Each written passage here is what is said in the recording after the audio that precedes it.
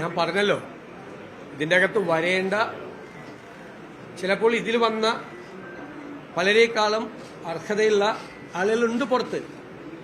പക്ഷേ നമ്മൾ നോക്കുമ്പോൾ നമുക്കറിയാലോ, ഒരു പാർട്ടി ഇത് നിശ്ചയിക്കും. കോൺഗ്രസ് പോലത്തെ ഒരു പാർട്ടി തീരുമാനങ്ങൾ എടുക്കുമ്പോൾ സോഷ്യൽ ബാലൻസ്, റീജിയണൽ ബാലൻസ് ഇതൊക്കെ നോക്കണ്ടേ? അങ്ങനെ നോക്കുമ്പോൾ അർഹതയുള്ള 63 പേര് ജയിച്ചു വന്നിരിക്കുകയാണ്. ചരിത്രത്തിലെ ഏറ്റവും വലിയ വിജയമാണ്. അപ്പോൾ അതിൽ കുറേ ആളുകൾ, എല്ലാവരും അല്ല, കുറച്ച് ആളുകൾ ഉറപ്പായിട്ട് വരണ്ട. പക്ഷെ 11 ഉള്ളത്.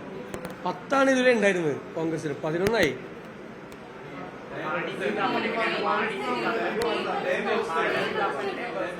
അത് പറയാം, പിന്നീട് പറയാം. ഇല്ല, അത് പറയാം, പിന്നീട് പറയാം. വകുപ്പുകളുടെ കാര്യം, വകുപ്പുകളെല്ലാം ഏകദേശം തീരുമാനമായിട്ടുണ്ട്. ചെറിയ ചെറിയ കറക്ഷൻസ് മാത്രമേ ഉള്ളൂ. ഘടകകക്ഷികൾ തമ്മിലുള്ളതും ഏകദേശം പൂർത്തിയായിട്ടുണ്ട്. കുറച്ച് കാര്യങ്ങൾ കൂടി നോക്കണം. അത് സാധാരണ അത് സത്യപ്രതിജ്ഞയ്ക്ക് ശേഷമാണ് ഗവർണർക്ക് സമർപ്പിക്കാറുള്ളത്.